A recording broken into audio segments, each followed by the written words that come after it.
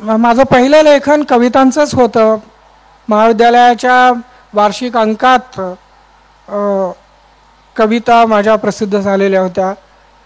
म्हणजे एक आठवण जर सांगायची झाली तर मी काहीसा संकोची स्वभावाचा होतो आणि बहुधा अजूनही काही प्रमाणात आहे, जरी लोकांमध्ये किती मिसळत असलो तरी. मी कविता लिहायचो आणि चीनचं युद्ध जेव्हा आपलं आणि चीनचं चालू होतं त्यावेळेला मी एक कविता लिहिलेली होती. पण आमच्या कॉलेजचे जे वार्षिक अंकाचे संपादक प्राध्यापक होते त्यांच्याकडे जाऊन देण्याचं माझं धाडस नव्हतं. मला वाटतं मी FYBAला होतो त्यावेळेला. म्हणून ते प्राध्यापक वर्गात शिकवत असताना मी बाहेर दरवाजात उभा राहिलो बाजूला गच्चीमध्ये, आणि घंटा झाली ते प्राध्यापक बाहेर आले. ते बाहेर आल्याबरोबर मी त्यांच्या हातात कविता ठेवली आणि तिथून पळत सुटलो. काय व्हायचं ते होऊ दे, आपली काही छापली जाणार नाही किंवा काही. आणि नंतर मग तो अंक प्रसिद्ध झाला आणि आश्चर्याची गोष्ट म्हणजे त्याच्यामध्ये एक पूर्ण पृष्ठ ते माझ्या कवितेसाठी देण्यात आलेलं होतं त्या वार्षिक अंकामध्ये. तर चांगलं मला असं वाटत होतं की हे जीवन. आणि मग ललित साहित्याची आवड, रवींद्रनाथ टागोरांच्या कविता वाचणं, त्यासाठी बंगाली शिकलो. बंगालीमधून गीतांजली मी रवींद्रनाथ टागोरांची वाचली. त्यावेळेला एक त्यांच्याविषयीचं विलक्षण आकर्षण होतं. नंतर बंगाली भाषेचा सराव राहिला नाही, विसरलो, तेही एक गमावलं मी. चारवाकामुळं अनेक गोष्टी मी गमावल्या, परंतु तरी मी चारवाकाविषयी कृतज्ञ आहे, कारण दुसरं काही मला करता आलं.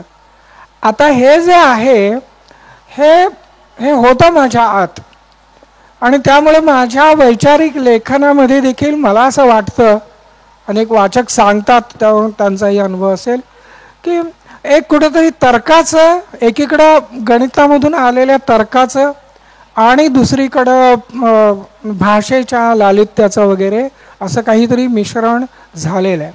आता याचं काय आहे? मग ही विसंगती आहे काही? वॉटर टाईट कंपार्टमेंट 2 हे वेगळं ते वेगळं असं काहीतरी मी म्हणजे अभिनय करावा त्याप्रमाणे आता वैचारिक लिहायचं तर हे इकडचं बंद करायचं आणि ललित लिहायचं तर हे बंद करायचं, असं करून मी काही करतो का?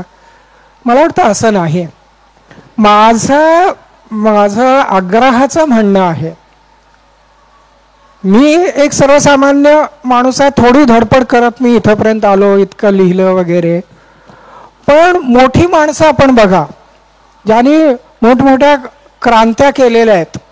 बुद्ध घ्या, तुकाराम घ्या, महात्मा फुले घ्या, राजर्षी शाहू घ्या, डॉक्टर आंबेडकर घ्या, आणखी आपल्याला श्रद्धाविषय वाटणारे छत्रपती शिवाजी महाराज घ्या, जिजाऊ घ्या, वेगळ्या क्षेत्रातले कोणी नामदेव घ्या, संत नामदेव घ्या.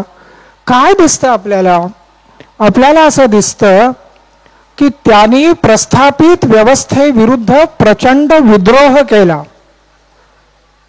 अन्यायाचा प्रतिकार केला. पण हे त्याने जे केलं त्याच्या पाठीमागची एक गोष्ट आपण ध्यानात घेतली पाहिजे. ही जी सगळी महान माणसं आहेत, हे सगळे महामानव जे आहेत ते अतिशय संवेदनशील होते. समाजातल्या अन्यायाचे चटके स्वतःला अनुभवणं. तुकारामांनी कर्जखातं बुडवली आणि लोकांना कर्जातून मुक्त केलं. बुद्धांनी वैभवाचा त्याग केला आणि लोकांचं दुःख दूर करण्यासाठी प्रयत्न करून ज्ञान मिळवून 45 वर्ष एक वेळ जेवण करून पायी फिरत राहिले. ही माणसं बोथट मनाची असती, दुसऱ्याच्या दुःखाची झळ त्यांच्या अंतःकरणाला लागत नसती, तर या माणसांच्या हातून या गोष्टी घडल्या नसत्या. ती माणसं अतिशय संवेदनशील होती. आणि म्हणून मातृचेट नावाच्या एका कवीनं बुद्धांचं वर्णन करताना असं म्हटलेलं आहे की अरे तुझी करुणा सर्वांसाठी करुणा ठरली, परंतु तुझ्या स्वतःसाठी मात्र ती अकरुणा झाली. ही संवेदनाशील होती माणसं आणि संवेदनाशील असल्यामुळं त्यांच्या हातून हे झालं. मलाही ज्या वेळेला मी चारवाक वाचायला लागलो आणि मग पुढं अनेक प्रकारे मी जो अभ्यास केला, मला असं जाणवत गेलं की हे असं आहे, हे या ग्रंथातून असं लिहिलेलं आहे. आपल्याला संस्कृत येते, मुळातून वाचता येते, भाषांतरावर अवलंबून राहावं लागत नाही. आणि यामध्ये इथल्या बहुजन समाजाचा अपमान करणारं, त्याला पीडा देईल असं, त्याला गुलाम बनवणारं असं खूप काही आहे आणि ते काळजावर जखमा करणारं आहे. तर हे लोकांच्या पुढं देणं ही आपली जबाबदारी आहे, हे आपलं कर्तव्य आहे असं मानून मी वैचारिक लेखनामध्ये झोकून दिलं. म्हणून मी म्हणतो की चारवाकानं मला तिकडं नेलं. तर ही जी संवेदनशीलता आहे ती होती. आणि अगदी माझं अलीकडं 5-7 वर्षामध्ये चांदण्यात भिजायचं राहून जाऊ नये म्हणून, किंवा त्यांना सावलीत वाढवू नका, यासारखी जी पुस्तकं आहेत त्या पुस्तकांमध्ये एका बाजूनं ललितांगानं लिहिलेलं ते असलं तरी तरुण पिढीनं नुसत्या नकारात न अडकता आपली क्रिएटिव्हिटी, आपली निर्मिती क्षमता विधायक पद्धतीनं कशी फुलवावी त्याविषयी आपले काही अनुभव देता यावेत, हा एक वैचारिक घटक पण त्या ललित अंगानं लिहिलेल्या पुस्तकांना देखील आहे असं मला वाटतं. आणि तुझ्यासह आणि तुझ्या विना लिहिलं हे माझ्या मुलीच्या आग्रहामुळं मी लिहिलं. तिनं अशाच एका सभेमध्ये बोलताना माझा एक सत्कार होता आणि त्यावेळेला तिनं सर्व लोकांच्या समोर भाषण करताना ती म्हणाली की हे सगळं तुम्ही आज इथंपर्यंत पोचला आहात, यामध्ये माझ्या आईचा फार मोठा वाटा आहे. तेव्हा तुम्ही आईच्या आठवणी लिहा. आणि तिनं माझ्याकडे वळून त्या सगळ्या लोकांच्या देखत मला विचारलं की तुम्ही लिहिणार की नाही. आणि मग त्यावेळेला मी नाही म्हणू शकलो नाही, म्हणून मी इतकं व्यक्तिगत असं त्यामध्ये जे लेखन केलं ते त्या माझ्या मुलीच्या आग्रहानं तिनं लोकांच्या देखतच माझ्याकडून एक शब्द घेतला आणि तो पाळणं आवश्यक असल्यामुळं मग मी माझ्या त्या आठवणी लिहिल्या. आणि तो एक काळ असा होता की त्यावेळेला मला स्वतःला सावरण्यासाठी स्वतःला एकदा व्यक्त करून घेणं हे पण आवश्यक होतं. त्यामुळं मी अशा पद्धतीचं लेखन केलं. सर, आपण अत्यंत संवेदनशील आहात. आपल्यावर छोट्या मोठ्या घटनांचा गोष्टींचा परिणाम होतो, पण विद्रोही तुकारामच्या वेळेस आपल्याला डोकं भिंतीवर आपटून ठार मारण्याची धमकी आली. त्याच्यानंतर 2003ला तळेगाव दाभाड्याच्या शिवधर्म परिषदेवर जो हल्ला झाला त्यावेळेस आम्ही उपस्थित होतो. त्याच्यानंतर 2006ला बळीवंशच्या वेळेस बेळगावमध्ये आपल्यावर हल्ला झाला. असे आपल्यावर अनेक प्रसंग आलेले आहेत, आलेले असतील.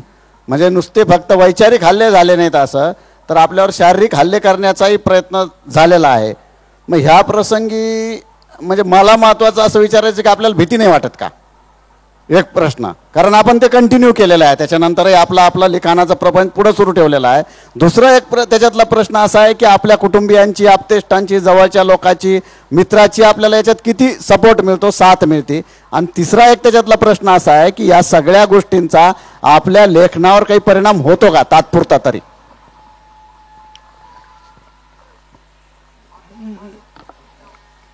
हे खरं आहे की मी ज्या पद्धतीची वाट पत्करली त्या वाटेवरून जाताना खूप संघर्ष करावा लागला.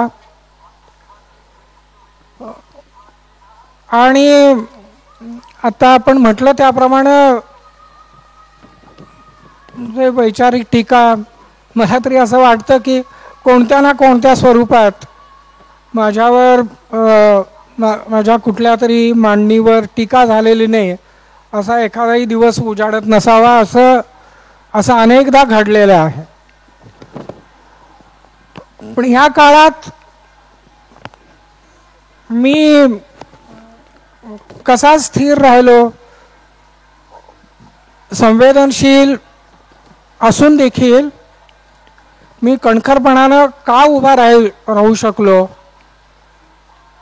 एक तर माझ्या कुटुंबानं मला कधीही या मार्गापासून परावृत्त व्हा, यामुळे आपलं नुकसान होईल, आपल्याला त्रास होईल असं म्हणून मला परावृत्त करण्याचा कधीही प्रयत्न केला नाही.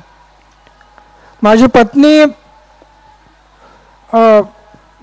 अगदी जुन्या परंपरेतून जरी आलेली असली तरी तिनं हा समतेचा जो विचार होता तो पूर्णपणे आत्मसात केला आणि महाराष्ट्रातून माझ्या घरी असंख्य कार्यकर्ते येत राहिले. कधी तिनं कोणाची जात विचारली नाही किंवा त्याच्या आधारे चहा पाणी किंवा जेवण यामध्ये भेदभाव केला नाही.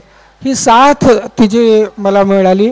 म्हणून तर माझ्या मुलीनं तिच्या आठवणी लिहिण्याचा मला आग्रह केलेला होता.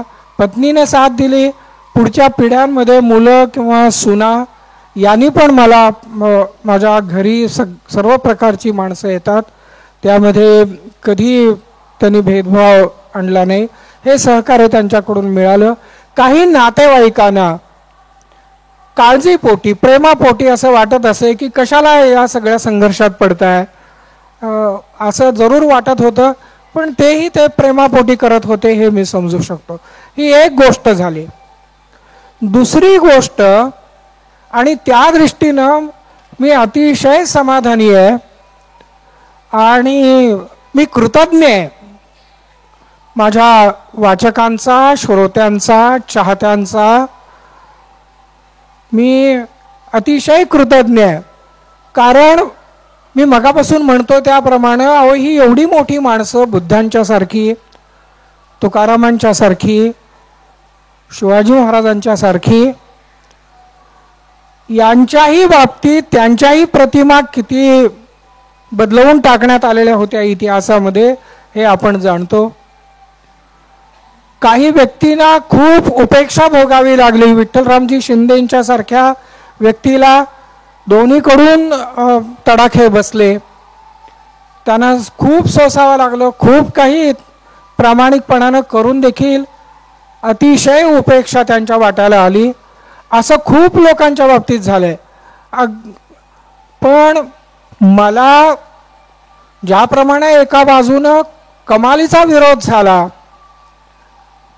कमालीचा माझ्यावर राग धरण्यात आला, त्याच पद्धतीनं दुसऱ्या बाजूनं मला लोकांचं भरभरून प्रेम देखील मिळालं.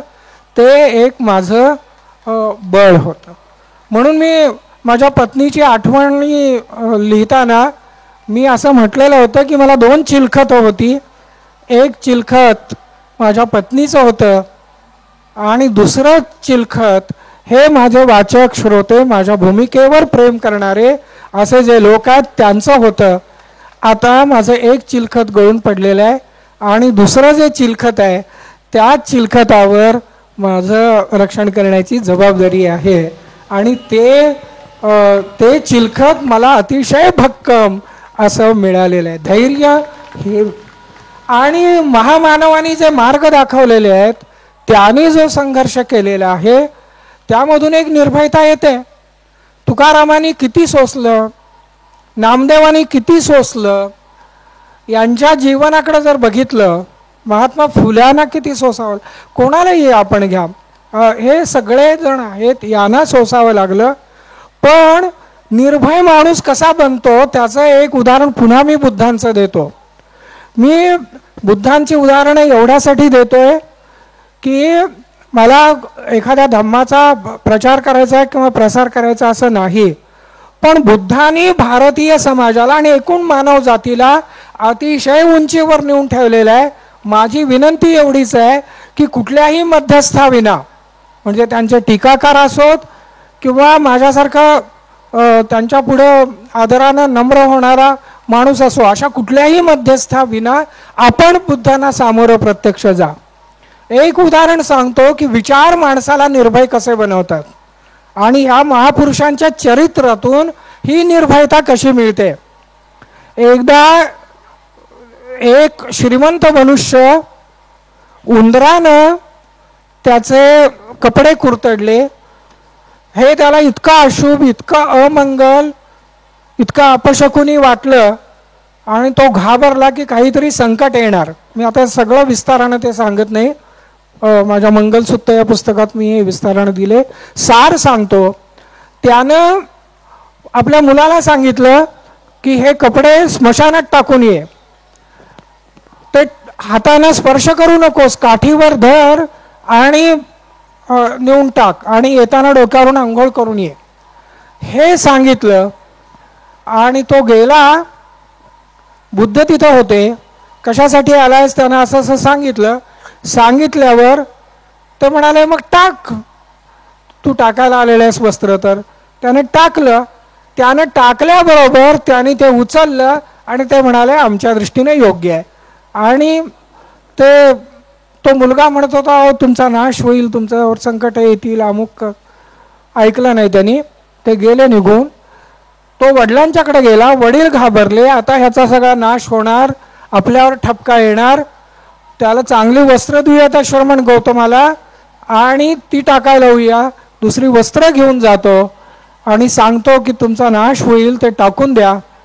त्यावेळेला बुद्ध म्हणतात आम्हाला स्मशानातली, रस्त्यावरची, चौकातली कुठलीही वस्त्र चालतात. अशा गोष्टींच्या आधारे मंगल आणि अमंगल ठरवावं ही आमची वृत्ती नाही. मंगल आणि अमंगल हे आपल्या वागण्या बोलण्यातच असतं, हे त्यांनी विस्तारानं सांगितलं. ही निर्भयता 2500 वर्षापूर्वी ही बुद्धाने दिलेली